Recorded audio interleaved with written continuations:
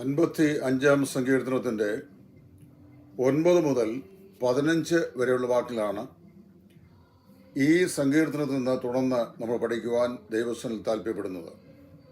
കഴിഞ്ഞ 2 പാഠങ്ങളിലായി 55 സങ്കീർത്തനത്തിൻ്റെ ചില ചിന്തകൾ ദൈവത്തിൻ്റെ ആത്മാവിനാൽ ചിന്തിക്കുവാൻ ദൈവാത്മാവ് നമ്മെ സഹായിച്ചു. ഈ സങ്കീർത്തന പുസ്തകത്തിലൂടെയുള്ള പഠനം വളരെ അനുഗ്രഹപ്രദമാണ്.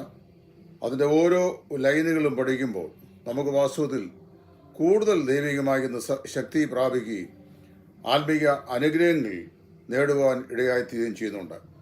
അതിൻ്റെ 9 മുതൽ 15 വരെയുള്ള വാക്യങ്ങൾ നമ്മൾ വായിക്കുമ്പോൾ അവിടെ നമ്മൾ വായിക്കുന്നത് ഇങ്ങനെയാണ്. 55 സങ്കീർത്തനം 9 മുതൽ 15 വരെ. കർത്താവേ, സംഹരിച്ച് അവരുടെ നാവുകളെ ചിന്തിക്കളയണമേ. ഞാൻ നഗരത്തിൽ അതിക്രമവും കലഹവും കണ്ടിരിക്കുന്നു.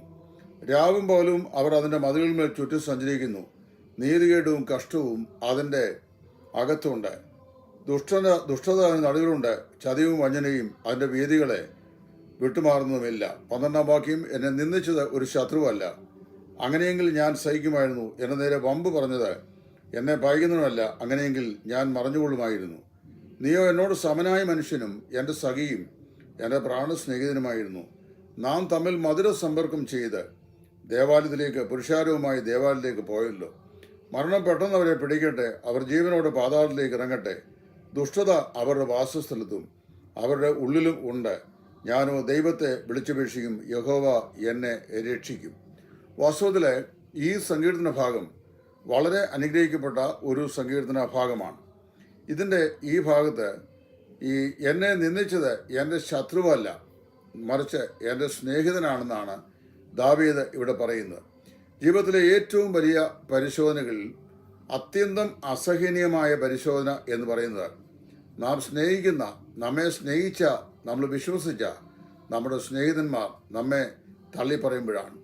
വസ്തുതയിലെ ദാവീദിനെ അവനോടുകൂടെ മധുരസമ്പർക്കം ചെയ്ത് ദേവാലയത്തിലേക്ക് പോയ അവൻ്റെ സ്നേഹിതരാണ് തള്ളിക്കളഞ്ഞത്. വാസ്തവത്തിൽ അവിടെ ദാവീദ് പറയുന്ന 12 13 വാക്യങ്ങൾ വളരെ ചിന്തനീയവും വേദനാജനകവുമാണ്. നമുക്കത് വായിച്ച് മനസ്സിലാക്കുവാൻ തന്നെ വളരെ ദൈവകൃപ ആവശ്യമാണ്. അവരുടെ വായിലെ അവൻ്റെ വായിലെ വാക്കുകൾ വെണ്ണ പോലെ മൃദുലമായത്, എങ്കിലും അവൻ്റെ ഹൃദയത്തിൽ വാളത്രേ ഉള്ളത് എന്ന് പറയുന്നു. എണ്ണ പോലെ മൃദുലമായി, വെണ്ണ പോലെ മൃദുവായി സംസാരിക്കുകയും അതേസമയത്ത് ഹൃദയത്തിൽ ഏറെ മുറിവേൽപ്പിക്കുന്ന വാക്കുകൾ സൂക്ഷിക്കുകയും ചെയ്യുന്ന ദുഷ്ടത. 21 വാക്യം കൂടെ നമ്മൾ നോക്കണം. അവൻ്റെ വായ വെണ്ണ പോലെ മൃദുവായത്, ഹൃദയത്തിലോ യുദ്ധമത്രേ. അവൻ്റെ വാക്കുകൾ എണ്ണയേക്കാൾ മയമുള്ളവ, എങ്കിലും അവ ഊരിയ വാളുകൾ ആയിരുന്നു. എന്നിട്ട് അടുത്ത ഏറ്റവും 22 വാക്യം വളരെ ശ്രദ്ധിക്കേണ്ട വാക്യമാണ്. ഇതിൻ്റെ ഭാരം യഹോവയുടെ മേൽ വെച്ചുകൊള്ളുക, അവൻ നിന്നെ പുലർത്തും. നീതിമാൻ കുലുങ്ങിപ്പോകാൻ അവൻ ഒരു നാളും സമ്മതിക്കുകയില്ല.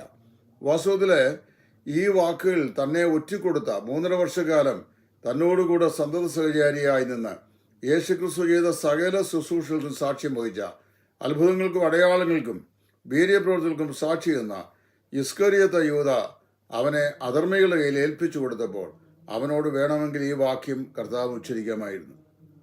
എന്നാൽ കർത്താവ് അതങ്ങനെ ചെയ്തില്ല. അത് വളരെ അതിശയകരമായ ഒരു ചിന്തയാണ്.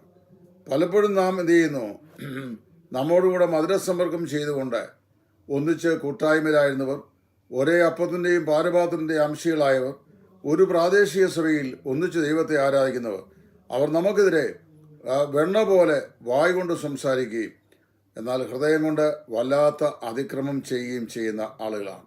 പല ആളുകളെയും വ്യക്തിപരമായി നമ്മുടെ ഓരോരുത്തരുടെ ജീവിതത്തിൽ നമ്മൾ അങ്ങനെ അനുഭവിച്ചിട്ടുണ്ട്. നമ്മളെ കാണുമ്പോൾ കൈതരും, നമ്മളെ കാണുമ്പോൾ കുശലാന്വേഷണം ചെയ്യും, നമ്മളെ കാണുമ്പോൾ സ്നേഹമായും മധുരമായും സംസാരിക്കും.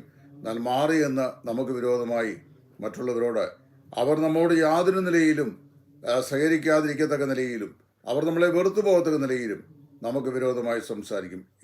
ഇരുമുഖമുള്ള ആളുകളാണ് അങ്ങനെയുള്ള ആളുകൾ. ഇവിടെ നമ്മൾ വായിക്കുമ്പോൾ ഈ ദാവീദ് തൻ്റെ ഹൃദയത്തിൽ തീരുമാനിച്ചു, ഞാൻ ഈ ദുഷ്ടതയ്ക്ക് അല്ലെങ്കിൽ എന്നോട് ഇങ്ങനെ ചെയ്യുന്ന ഈ തിന്മയ്ക്ക് പകരം തിന്മ ചെയ്യുകയില്ല.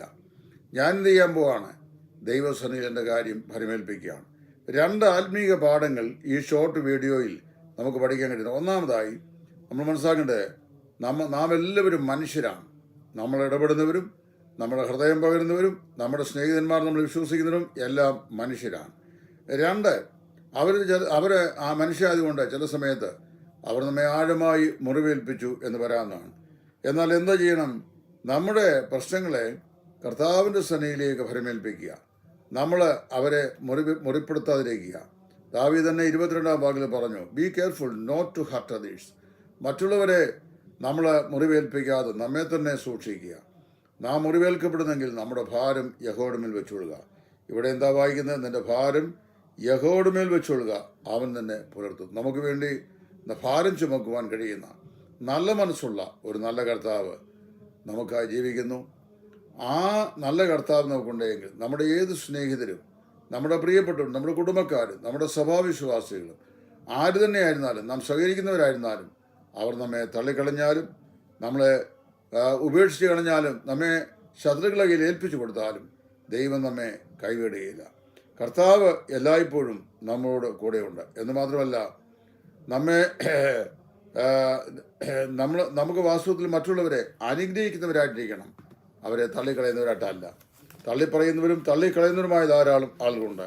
സാഹചര്യങ്ങളിൽ ഓരോരുത്തരും താന്താങ്ങൾക്ക് അനുകൂലമായി മാത്രം പ്രവർത്തിക്കുന്ന ആളുകളുണ്ട്. എന്നാൽ സ്വർഗ്ഗത്തിലെ ദൈവം നമുക്ക് വേണ്ടി ജീവിക്കുന്നു. അവിടെ നമ്മുടെ ഉത്തമ സഖിയാണ്. കർത്താവ് ഒരിക്കലും നമ്മെ തള്ളിക്കളയുകയില്ല. കർത്താവ് ഒരിക്കലും നമ്മെ ഉപേക്ഷിക്കുകയുമില്ല. അതുകൊണ്ട് നമ്മുടെ ഭാരങ്ങളെ എന്ത് ചെയ്യാം? സ്തോത്രത്തോടെ ദൈവസ്ഥലിൽ സമർപ്പിച്ച് നമുക്ക് നന്ദിയുള്ളവരായി ജീവിപ്പാൻ ദൈവമായ കർത്താവ് നമ്മെ സഹായിക്കട്ടെ.